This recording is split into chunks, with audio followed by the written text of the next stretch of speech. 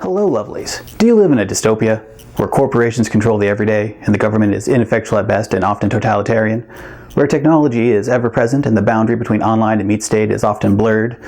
Where you and those like you are worn down cogs in a machine you never asked to be born into, controlled by the man above?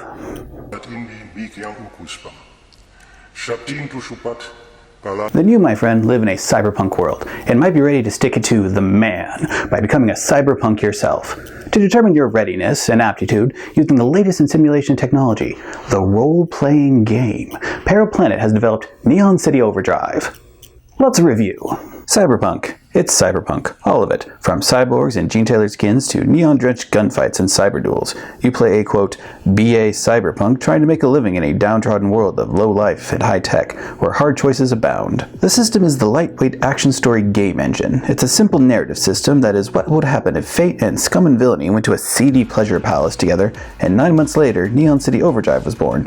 And after a vicious and defamatory court case, scum and villainy got custody. The core mechanic is build a D6-based die pool out of positive action dice and negative danger dice. Roll and try to have a successful action die higher than the highest danger die, with matches canceling each other out. 1 to 3 is a failure, 4 to 5 being a success with consequences, and 6 being a full success, with extra successes being additional effects, like extra damage or imposing a condition on someone or something. A roll of all ones on action dice or having all of your successes canceled out is a botch.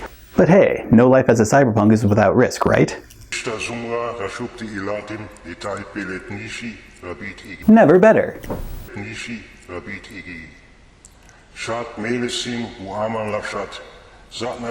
Just a system update, nothing to worry about. Hey, would you like a coupon for a free tentacle wax? The pool is built by adding the base action die, plus a die for any relevant trademarks and edges, plus any bonus for equipment or environmental conditions. Danger die are added by the GM based off of the traits and abilities of who or what is opposing the character, plus negative equipment or environmental conditions, and any flaws or traumas being suffered by the characters. This covers everything from skill checks to shootouts in the high-rise to hacking corporate databases. Just cinematically describe the action and you're set. To make your cyberpunk, you come up with the concept and pick 3 trademarks that define your character. The essential aspects that are to be focused on, covering such things as background, party role, specialty equipment, your skin or cyberware, or even special places that are central to your character. Each of these have triggers that are non-exhaustive guides to what your character with that trademark should be able to do. After you choose your trademarks, you pick 4 edges, which are advantages directly derived from your trademarks. Specializations, you could say, often derived from the triggers previously mentioned. With those determined, you choose the flaws of your characters. These are role-playing cues as well as possible sources of danger dice depending on the situation. A special note is that if none of the trademarks or suggested edges fit your character concept, you are free to make up your own using the presented ones as guidelines. Work with your GM for more. So for example, let's take a colony kid with mil-spec grunt skin, gunfighter, and grifter reskinned as Envoy, along with the edges of Ghost Chip, the tech that allows the transfer of memories and consciousness, shooting, read motives, and control the construct. Add on top of that the flaws of Family Ties and Recognizable, and you get Takeshi Kovacs from Altered Carbon. The system being lightweight and narrative-leaning allows it to cover most any concept you can imagine. There is no real setting here. Neon City Overdrive is a toolbox. A very specific toolbox. There you go. As such, any setting information it gives are more archetypal in nature. It gives some brief definitions on the staples of the cyberpunk genre, the urban wasteland of the sprawl, the corpse suburb arcologies, the literal wasteland of the no zone, to the digital world of the grid. It's all there. As coming up with names can be kind of hard, they do provide each of their examples with proper nouns for ease of play. The closest thing we get to an official setting would be Grim City, the example they give of cyberpunk meets urban fantasy using their psychic rules, reskinned as magic from the Scion's Companion book. What it lacks in a solid setting to set foot on is made up by its toolbox nature. It allows any setting you can come up with, original or taken from a show or another game, to work. For example, say you want to play a group of cyberpunks trying to find and get a shipment of people from a Las Vegas corp that wants to harvest them for their anti-aging treatments. Not that any corporation would condone such gratuitous and inhumane actions. Or you want to play Ghost in the Shell. Both of those work. Anything you can come up with, really. A couple things of note for Neon City Overdrive. Firstly, retirement. Your character is playing for retirement. Looked into retirement? Looks good. Your character has a drive and a 10-box drive track. This drive can be anything you desire, from getting enough money to live a life of luxury to paying off a debt of some kind. Why am I doing this? I'm doing this to get my little brother out of Hawk.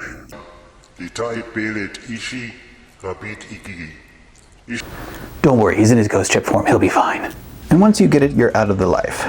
The drive track is ticked off when you make headway towards your goal, by doing some things in-game or spending leverage, the post-drop reward, towards fulfilling your drive. When you suffer setbacks, however, bad intel or spending leverage on visiting a doctor to remove your traumas, for example, you have lost time towards fulfilling your drive, and you cross off a box, be it empty or already ticked. Once all the boxes are full, you roll a check, with ticks as action dice and crosses as danger dice. With a 6, a successful retirement. 4 and 5s get you a successful retirement, but it costs you something extra. You had to compromise in some way. And with a failure, your goal is just beyond your grasp. A botch is worse for everyone else, because you failed so utterly that others get dragged down with you, at least partially, and they cross off a box from their drive tracks. Fun times!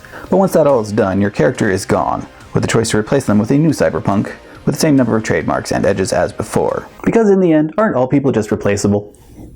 The other thing of note is that because of the more narrative nature of the system and its outlined form of job design, this game lends itself towards a more improvisational gemming style. Of course, this can be compensated for if one has a solid knowledge of cyberpunk tropes or puts in the time to build their own particular world.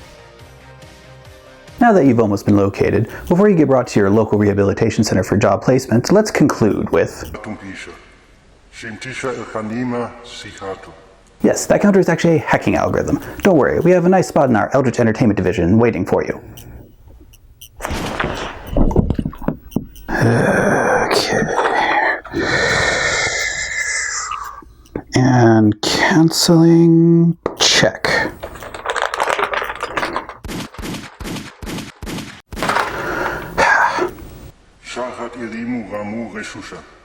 Some kind of robot duplicate. You seriously didn't notice?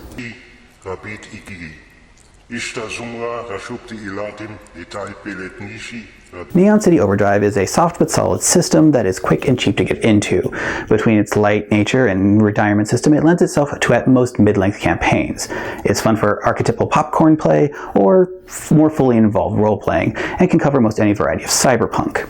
If cyberpunk is your thing, or you want something easy but not too fluffy to get started with, I recommend Neon City Overdrive. You're not going to have a bad time. Now, if you excuse me, I have a mess to clean up, so until next time, fare thee well, my lovelies.